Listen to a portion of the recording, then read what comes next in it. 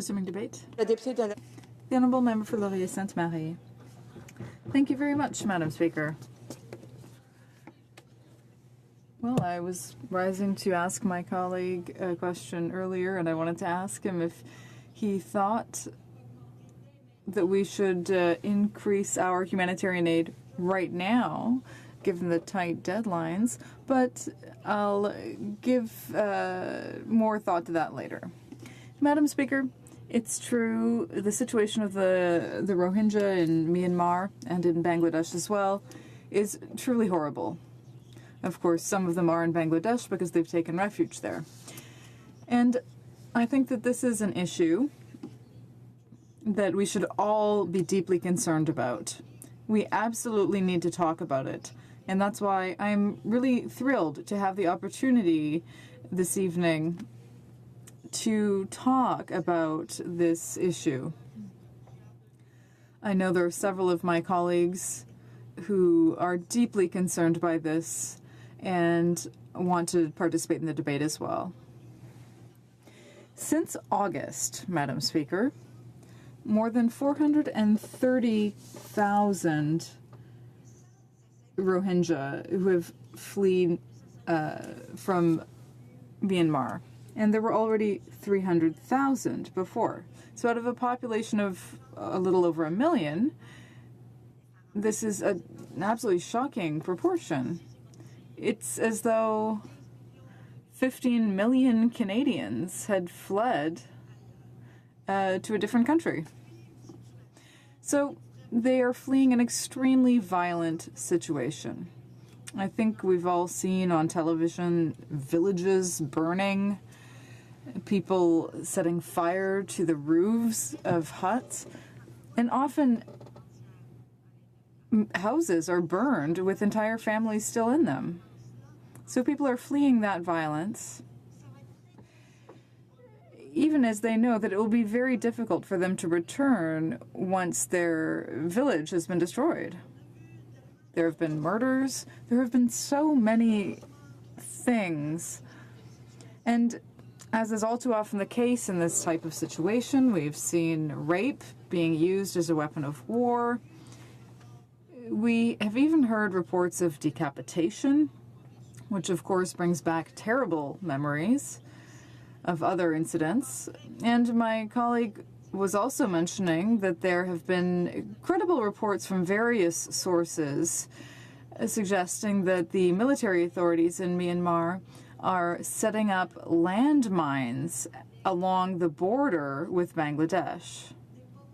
And we know that Myanmar is not a party of the Ottawa Anti-Landmine Convention. So Myanmar is refusing and has always refused to remove landmines from the country. And now not only are they not being removed, but more of them are being added. And of course we know the long-term consequences that that can have. I could spend a lot of time describing the atrocities that are happening there, but I think the best way to summarize it is by saying that increasingly people are talking about ethnic cleansing in Myanmar. And that is something that is truly chilling. I should also mention that among the people fleeing the country right now, there are many children. These people arrive in Bangladesh tired, weak, hungry, often sick, and in almost every case, traumatized. And Bangladesh has so few resources to help these people. Bangladesh already has its own problems. There are a lot of people within the country. It's typhoon season. So there's really like a perfect storm of humanitarian problems that are happening now following the actions of the Myanmar authorities. There are economic and environmental issues in that region of the world, so it's really terrible. And that's why talking is not enough. We also need to take action. Earlier, the minister was talking about making a show of support. I have no objection to making a show of support, but it can't be simply a show. We can't have simply words. We need to take concrete actions. And there are a few actions that I would like to suggest to the government. Now, first of all, this has been mentioned. Of course, we need diplomatic pressure. We need to work with our partners to meet several objectives. We need an end to the violence.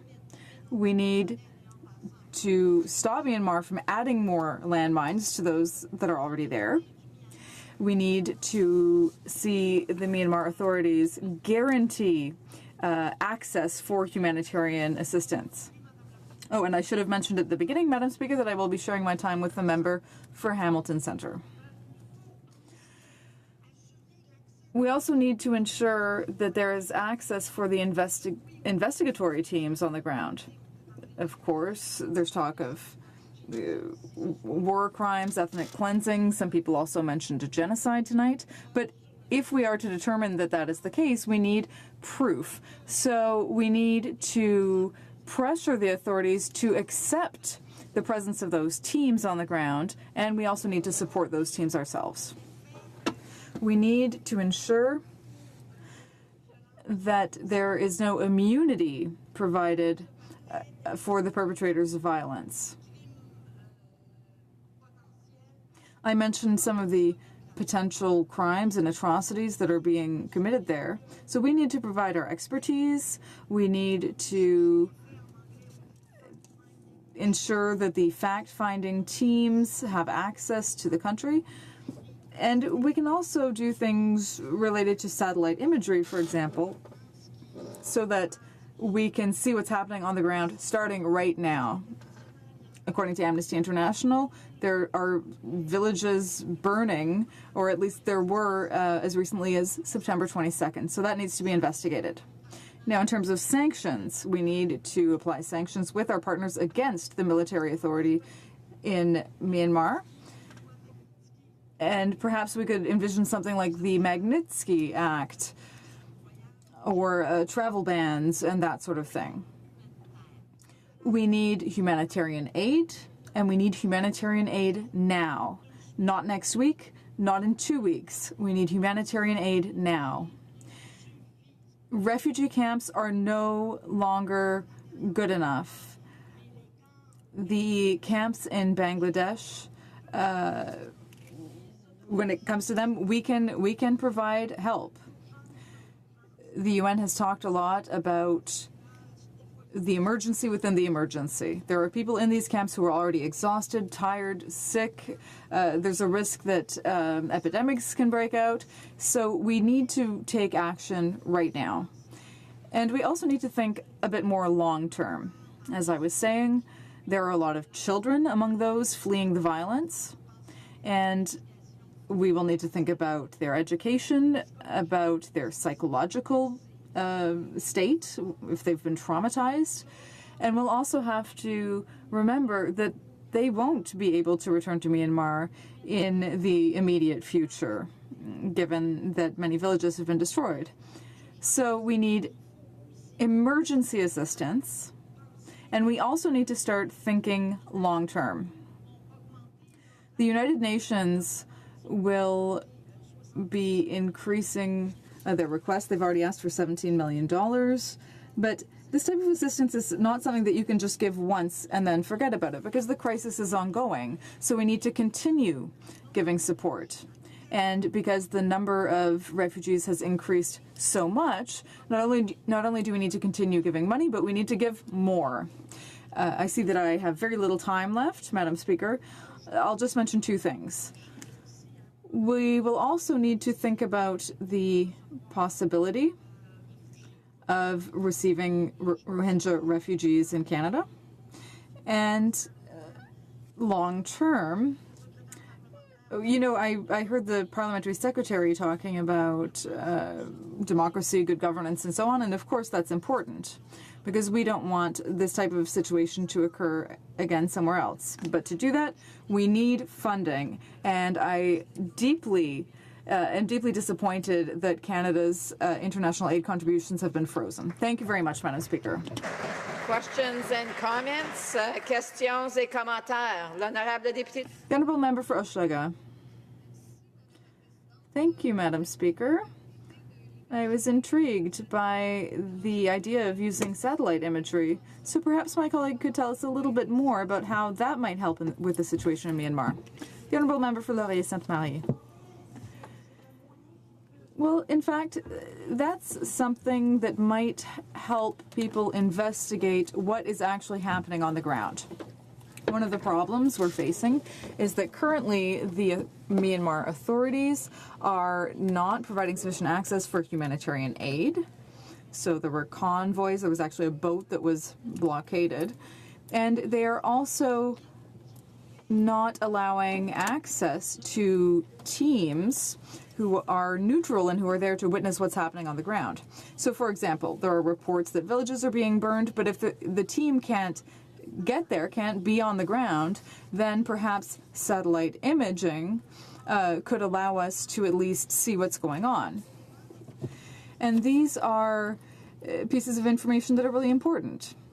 Now, it's urgent to put pressure on the government and to provide humanitarian aid, but it's also important not to accept immunity and impunity, because at a certain point we're going to have to take concrete steps against people who have committed crimes.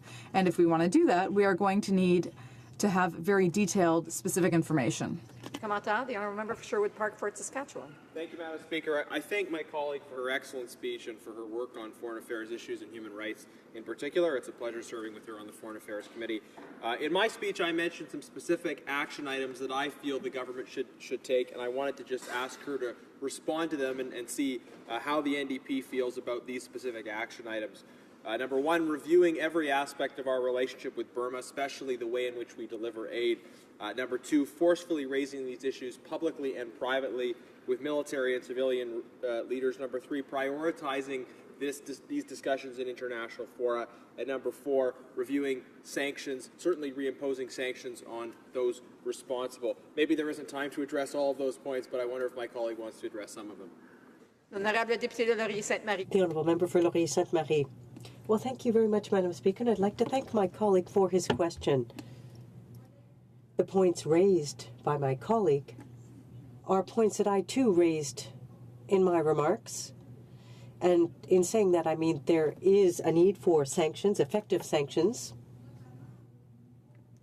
Namely, when it comes to assistance, I know there are some groups have talked about how aid could be converted into more humanitarian assistance, but I think we agree essentially when it comes to those issues, but also diplomatic pressure. In my very brief remarks, I didn't delve into details on the steps, the diplomatic pressure steps we could take, but I did mention some of the serious issues. It's not pressure to just stop violence, but to stop threats to certain organizations, NGOs, to improve access, to enable humanitarian workers to do their job. Our suggestions are very compatible with those made by our colleagues, but I would like to reiterate once again, let's not forget how urgent a situation this is. There are people in refugee camps. They need humanitarian assistance. Not next week. They need it tomorrow morning. Thank you very much, Madam Speaker. Questions and comments. The Honourable